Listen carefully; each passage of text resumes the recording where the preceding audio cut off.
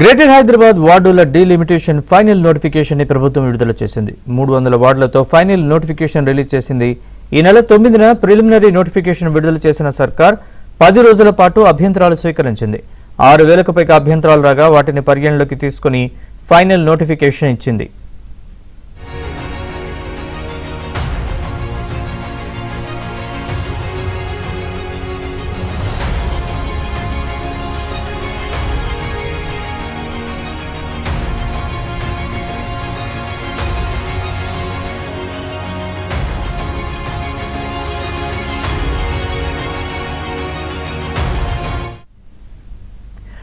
Greater Hyderabad వార్డుల delimitation final notification ని ప్రభుత్వం విడుదల చేసింది. 300 వార్డులతో ఫైనల్ నోటిఫికేషన్ రిలీజ్ చేసింది. ఈ నెల 9న ప్రిలిమినరీ నోటిఫికేషన్ విడుదల చేసిన సర్కార్ 10 రోజుల పాటు అభ్యంతరాలు స్వీకరించింది.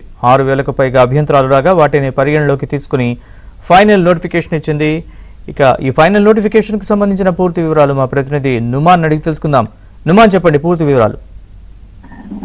Naresh, greater Hyderabad municipal corporation కు సంబంధించిన డీలిమిటేషన్ లో ఫైనల్ నోటిఫికేషన్ విడుదలైంది. 300 వార్డులతో ప్రభుత్వం ఫైనల్ నోటిఫికేషన్ ని రిలీజ్ చేసింది. ఈ నెల 6వ తేదీన ప్రిలిమినరీ నోటిఫికేషన్ ను అధికారులు రిలీజ్ చేశారు. 10 రోజుల పాటు అభ్యంతరాలు స్వీకరించారు. 6000కు పైగా అభ్యంతరాలు వచ్చాయి. సో పూర్తిగా సహేతుకమైనటువంటి అభ్యంతరాలను పరిగణలోకి తీసుకుని ప్రస్తుతము ప్రభుత్వం మాత్రం ఫైనల్ నోటిఫికేషన్ ని విడుదల చేసిందని చెప్పవచ్చు.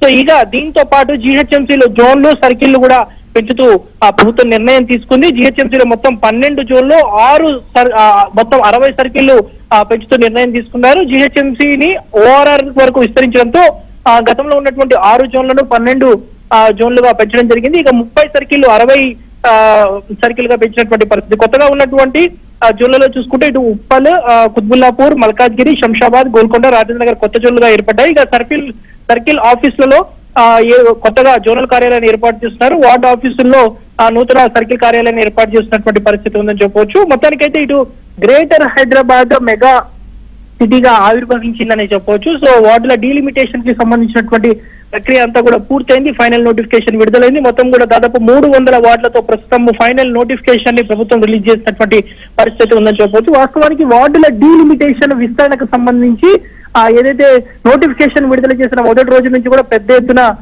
ఎక్కడికక్కడ కూడా అక్కడ ఉన్నటువంటి స్థానికులు అభ్యంతరాలు వ్యక్తం చేస్తూ వస్తున్నారు. అందులో భాగంగానే దాదాపు 6000కు పైగా అభ్యంతరాలు ఇటు జీహెచ్ఎంసీ కమిషనర్ స్వీకరించారు. సో వాటిలో కొన్ని పరిగణలోకి తీసుకొని కొన్ని వార్డుల పేర్లు మార్చడము, కొంత అక్కడక్కడ చేర్పులు మార్పులు చేయడం జరిగింది. మొత్తానికైతే ప్రభుత్వం ఫైనల్ నోటిఫికేషన్ అయితే విడుదల చేసిందని చెప్పొచ్చు. Naresh, right, thanks for the update.